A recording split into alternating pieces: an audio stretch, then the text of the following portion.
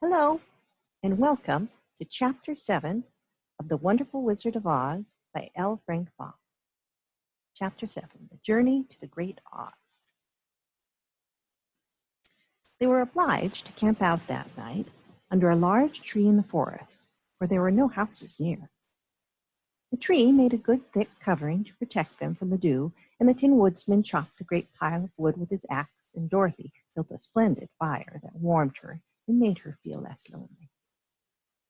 She and Toto ate the last of their bread, and now she did not know what they would do for breakfast.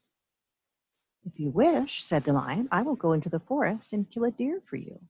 You can roast it by the fire, since your tastes are so peculiar that you prefer cooked food, and then you will have a very good breakfast." "Oh, don't, please don't," begged the Tin Woodman. "I should certainly weep if you killed a poor deer. Then my jaws would rust again."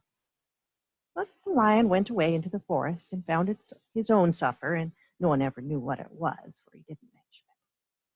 And the Scarecrow found a tree full of nuts and filled Dorothy's basket with them, so that she would not be hungry for a long time. She thought this very kind and thoughtful of the Scarecrow, but she laughed heartily at the awkward way in which the poor creature picked up the nuts.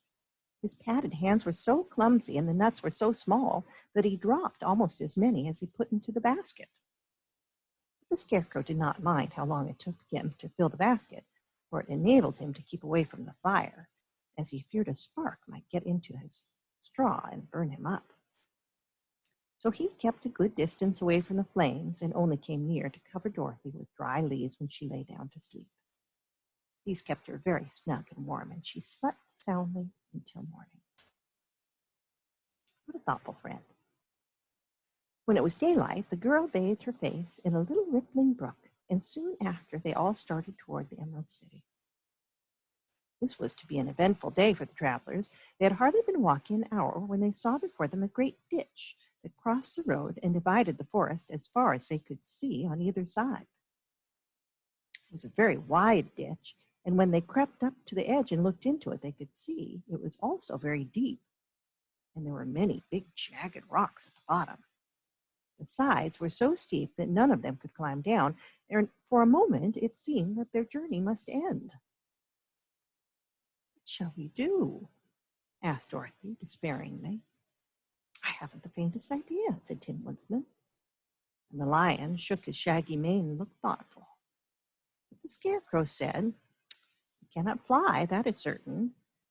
Neither can we climb down into this great ditch. Therefore, if we cannot jump over it, we must stop where we are."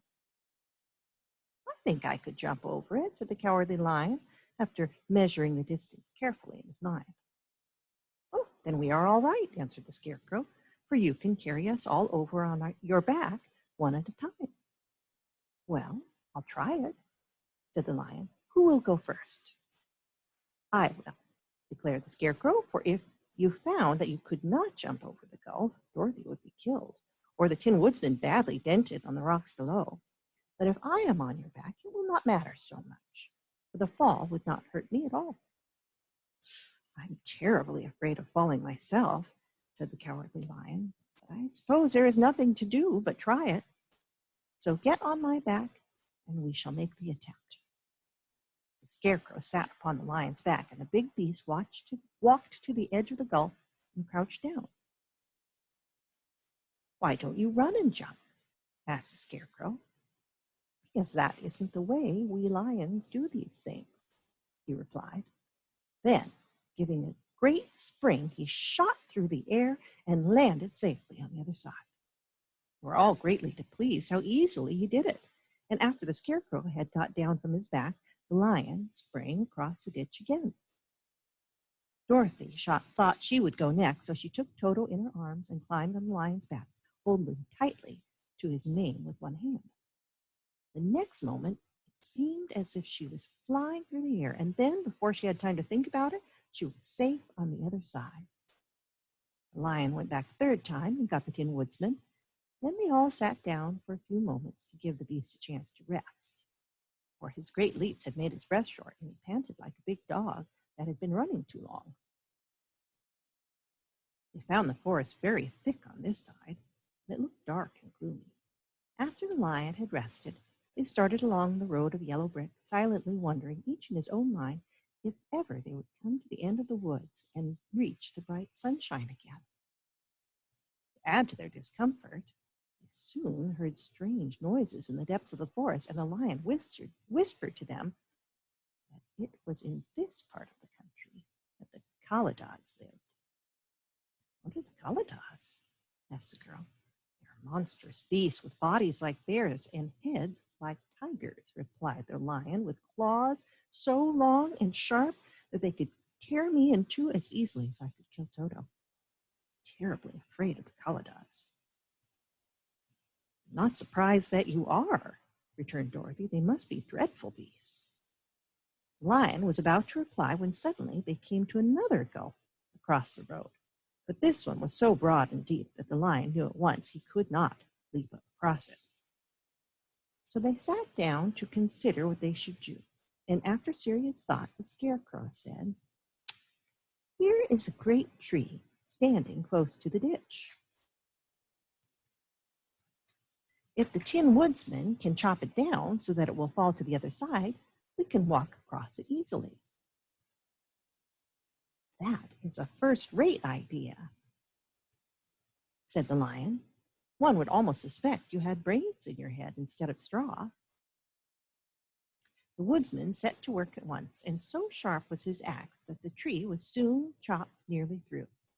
Then the lion put his strong front legs against the tree and pushed with all his might, and slowly the big tree tipped and fell with a crash across the ditch, with its top branches on the other side. They had just started to cross this queer bridge when a sharp growl made them all look up, and to their horror they saw running toward them two great beasts with bodies like bears and heads like tigers. "They are the Kaladas," said the cowardly lion, beginning to tremble. "Quick," cried the Scarecrow, "let us cross over."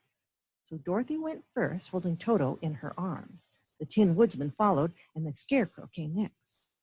The lion, although he was certainly afraid, turned to face the Kaladas, and then he gave so loud and terrible a roar that Dorothy screamed, and the Scarecrow fell over backwards, while even the fierce beast stopped short and looked at them in surprise.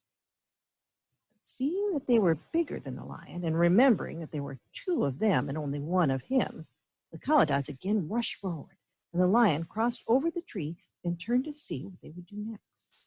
Without stopping an instant, the fierce beast also began to cross the tree, and the lion said to Dorothy, "We are lost, for they will surely tear us to pieces with their sharp claws, but stand close behind me, and I will fight them as long as I am alive." "Wait a minute," called the Scarecrow. He had been thinking about what was best to be done, and now he asked the woodsman to chop away the end of the tree that rested on their side of the ditch.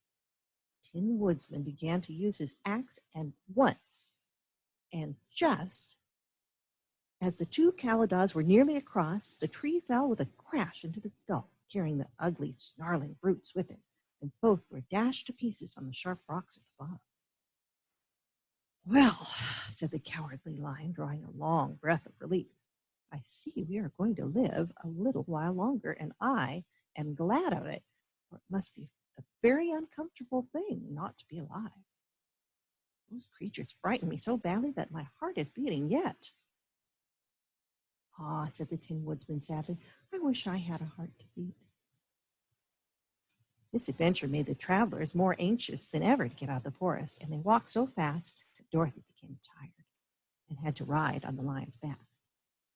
To their great joy, the trees became thinner the further they advanced, and in the afternoon they suddenly came upon a broad river flowing swiftly just before them. On the other side of the water they could see the road of yellow brick running through a beautiful country with green meadows dotted with bright flowers, and all the road bordered with trees hanging full of delicious fruits.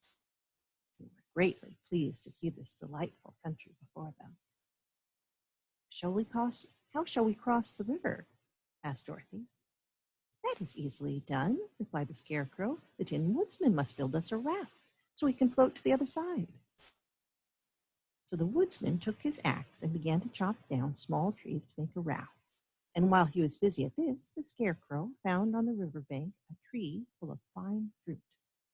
This pleased Dorothy, who had eaten nothing but nuts all day, and she made a hearty meal of the ripe fruit. And it takes time to make a raft, even when one is as industrious and untiring as a Tin Woodsman. And when night came, the work was not yet done. So they found a cozy place under the trees where they slept well until the morning. And Dorothy dreamed of the Emerald City and of the good Wizard of Oz, who would soon send her back to her own home again. The end. Bye.